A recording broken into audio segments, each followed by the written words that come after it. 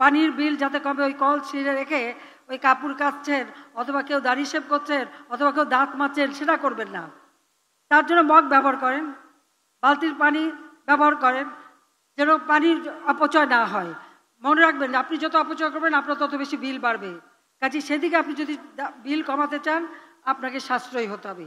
সেইভাবে আমরা কষ্ট করে দিচ্ছি, উৎপাদন করে দিচ্ছি, কিন্তু সেই সাথে সাথে ব্যবস্থা করতে হবে। একসময় কি অবস্থা ছিল, বিদ্যুৎ ছিল না, পানি ছিল না। আপনাদের মনে আছে সেই বিদ্যুৎ আর পানির দাবিতে আন্দোলন করতে গিয়েছিল এবং বিএনপির এক নেতা সেই এলাকার মানুষের ধাওয়াও খেয়েছিল, সেটাও আপনাদের মনে আছে নিশ্চয়ই। আমরা কিন্তু এই যে পানির ব্যবস্থা, আমরা কিন্তু সেই ব্যবস্থা যথেষ্ট উন্নতি করেছি।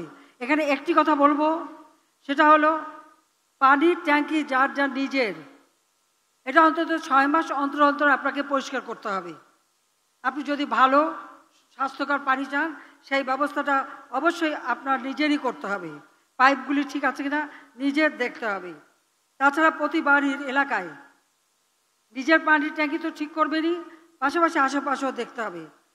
মশার উপদ্রব থেকে বাঁচার জন্য কোথাও যেন পানি জমে না থাকে সেদিকে বিশেষভাবে দৃষ্টি দিতে হবে।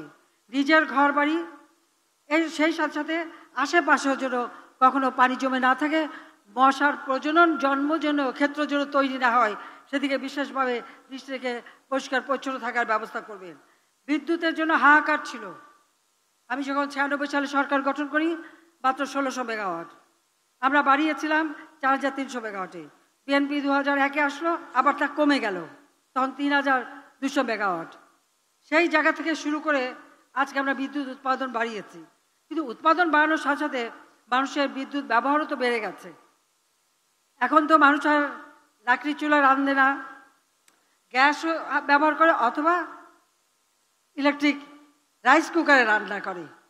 সেই সাথে মোবাইল ফোন, ল্যাপটপ, টেলিভিশন, এই সবার হাতে মোবাইল ফোন তো আওয়ামী লীগ সরকারই তুলে দিয়েছে।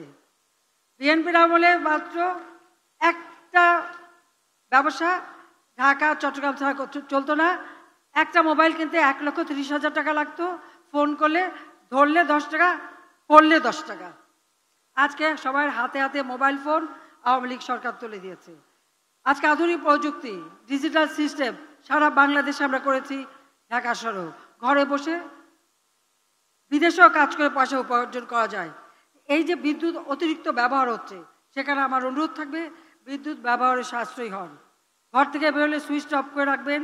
চার্জারগুলি লাল বাতিতে যেন জ্বলে না থাকে, লাল বাতি জ্বলে থাকলেই কিন্তু বিদ্যুৎ বিল উঠতে থাকবে। আমরা কিন্তু প্রচুর ভর্তুকি দিতে হয়। কেন এই ভর্তুকি দেওয়া লাগবে? যে যতটুকু ব্যবহার করবেন ততটুকু আপনাকে বিল শোধ দিতে হবে। উৎপাদনের খরচটা আপনাকে অবশ্যই দিতে হবে, নইলে আপনি বিদ্যুৎ পাবেন কোত্থেকে? কিন্তু সেখানে আপনাকে সাশ্রয়ী হতে হবে যাতে বিল কমে।